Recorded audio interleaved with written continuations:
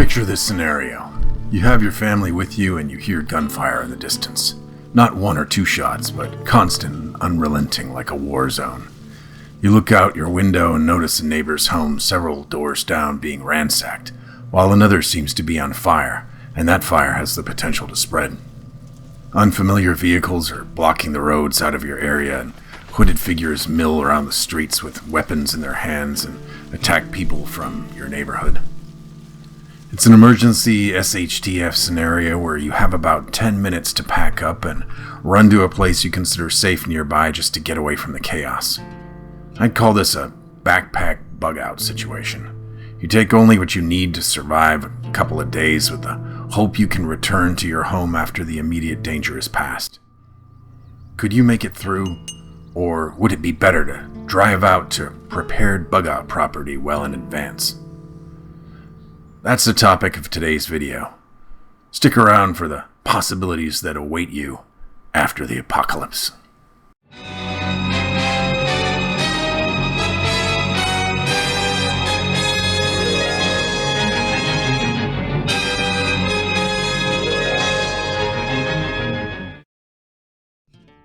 Continuing on. You and your family quickly strap on your perfectly configured bug-out backpacks full of the right mix of camping supplies, survival gear, food, and water, and slip out the back door. You live on the edge of the suburbs in a heavily wooded area, and to escape the chaos, you simply melt into the forest, away to a place you know well. It happens to have clean running water from a creek and an abandoned building for shelter that no one else knows about.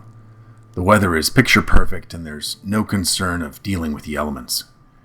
Your family settles in and cooks up a couple of pouches of Mountain House chicken and dumplings, while in the far distance you hear the cries and gunfire continue. They'll never find you, you're sure of it. Days later, the gunfire ceased. The people engaged in conflict have moved on or died, and you can risk return to your home and more supplies the same way you came.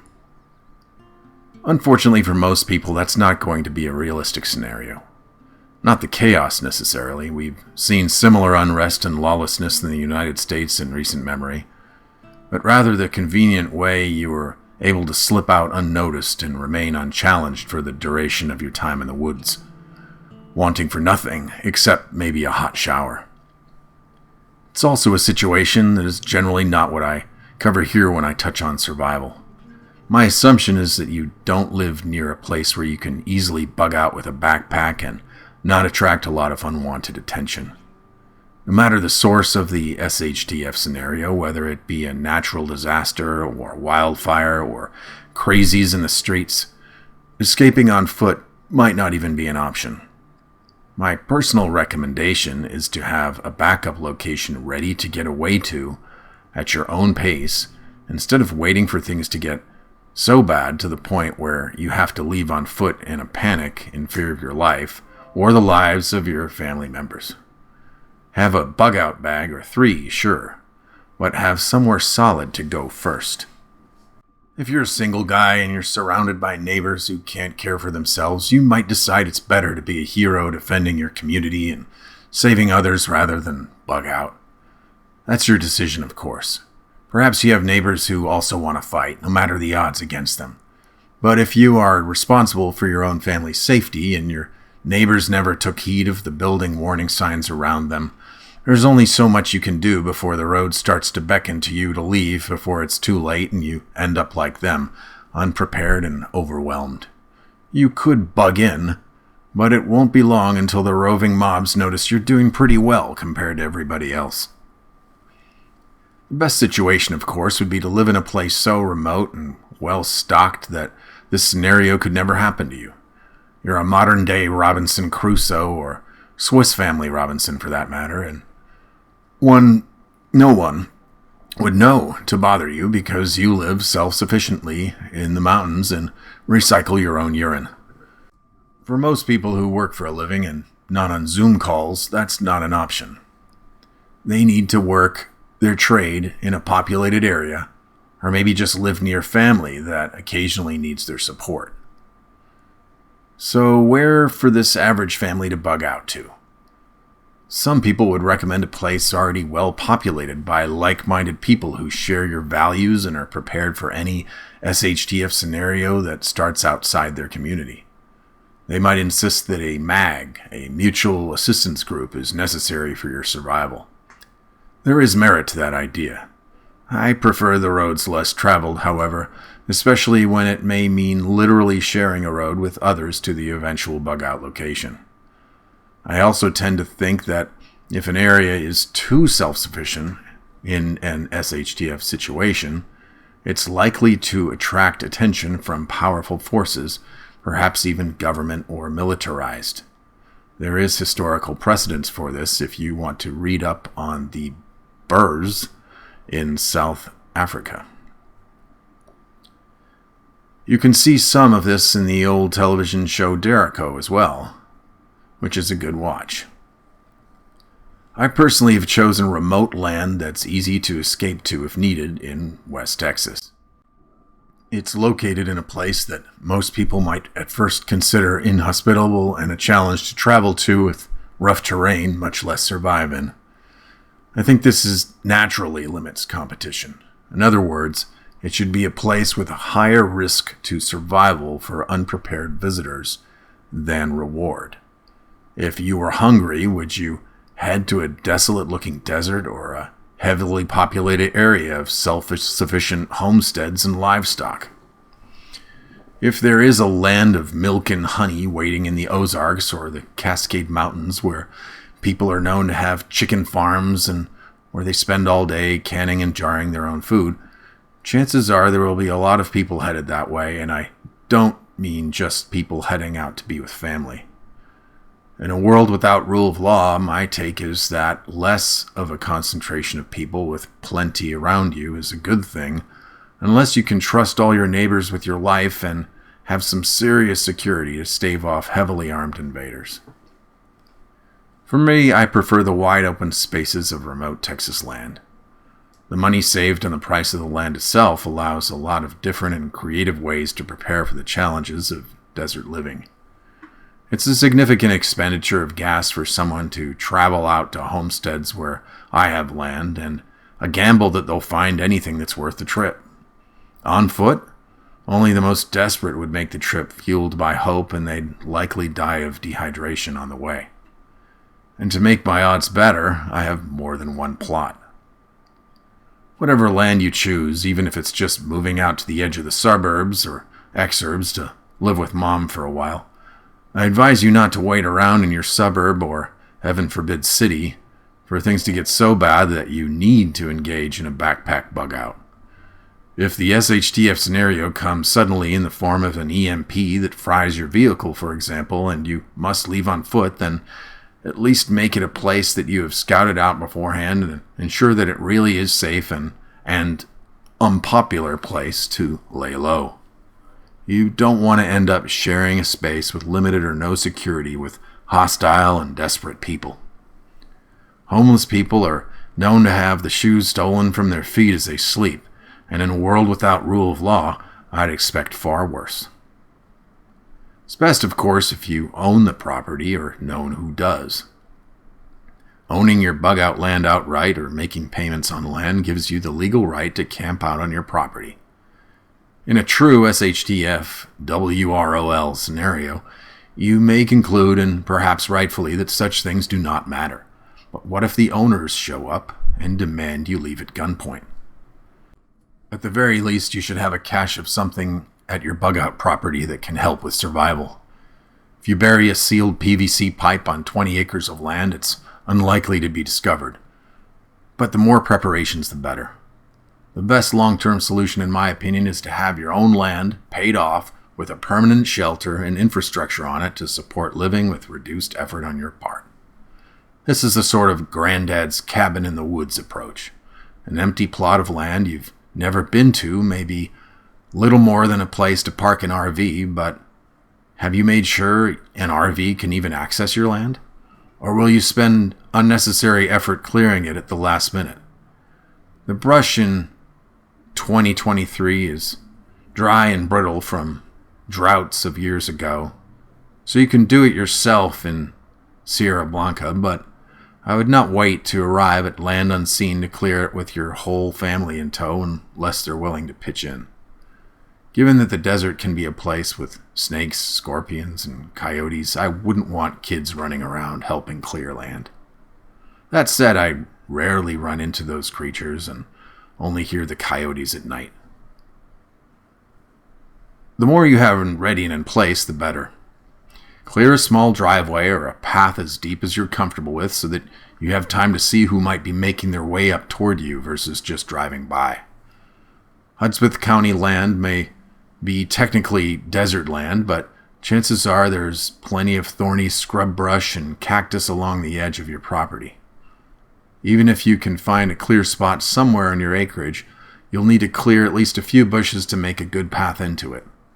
Something drivable.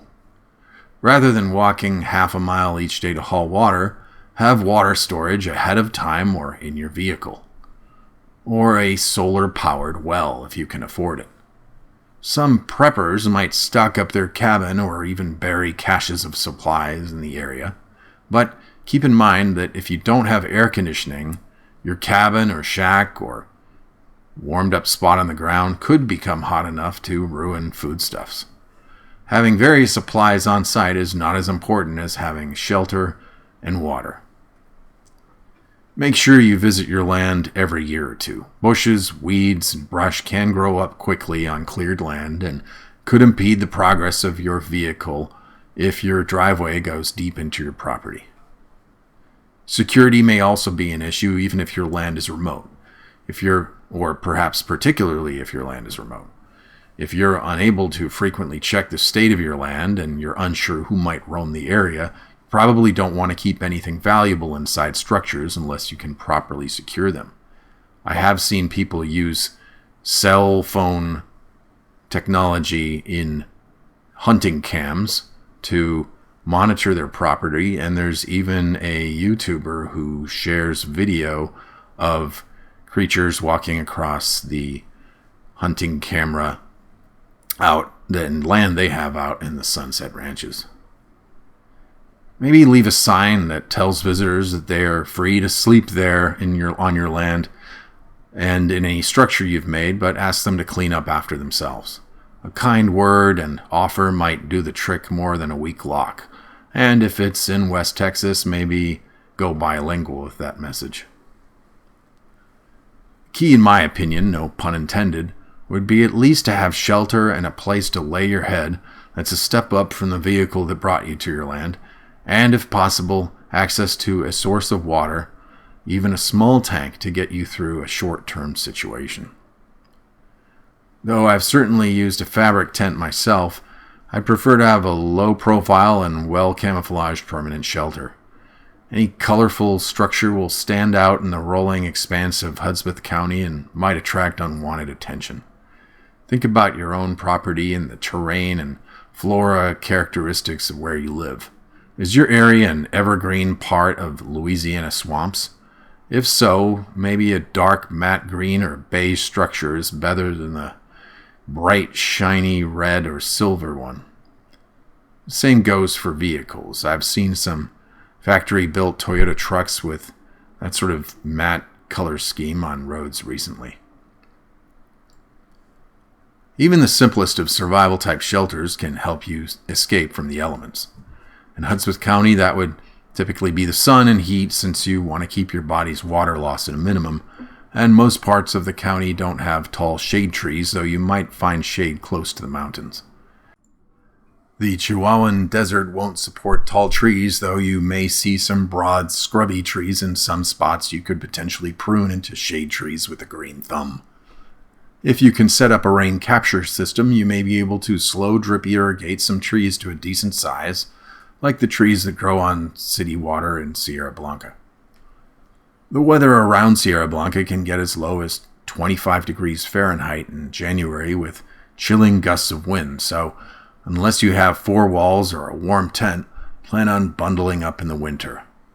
A basic metal shed meant for outdoor storage, however, would be better than nothing if you need to take shelter. In the summer, a simple lean-to with an awning or a sunshade fabric placed strategically could work. If you can afford it, buy a fence to keep wildlife like coyotes or cattle in the area from getting too curious and close. The fence can be something simple and small you erect, not on all your acreage. If you spend significant time developing your land, the last thing you need is wildlife carelessly destroying what you've built. I had my first attempts at setting up a few fence posts on my land knocked over by cattle that roam the area. A well-placed and sturdy fence can discourage curious people too. Visited, cleared, secured, and prepared. What more could you hope for in a plot of land if you simply need a place to lay low for a while until a crisis blows over? At the very least, it can save you the cost of parking in some RV park with a bunch of desperate people or staying in a questionable hotel. Perhaps you'll even like your land and the area enough to decide it's worth it to permanently move out there. Homesteading is something that could be an exciting challenge in the Chihuahuan Desert, but if Native Americans once made a living in it, then you, armed with modern tools and conveniences, could certainly do so too. Cattle ranching may be a bridge too far for a neophyte, but you could raise other easier livestock, such as goats if you have enough water or can supply your own stock tanks. I can certainly vouch for the weather in Hudsworth County and the stars at night being far nicer in the summertime than some unbearably humid parts of southeast Texas where I've worked. No matter how well prepared your land is, however, if you're not living there yet, you'll need to make sure you can actually get to it safely in an SHTF scenario. I will cover that in an upcoming video. Let me know if you like this content with a thumbs up or a comment, and if you do have a moment, let me know how you have prepared for such an eventuality. Well, that's all I have for today. Until next time, Copper Mutant, signing out.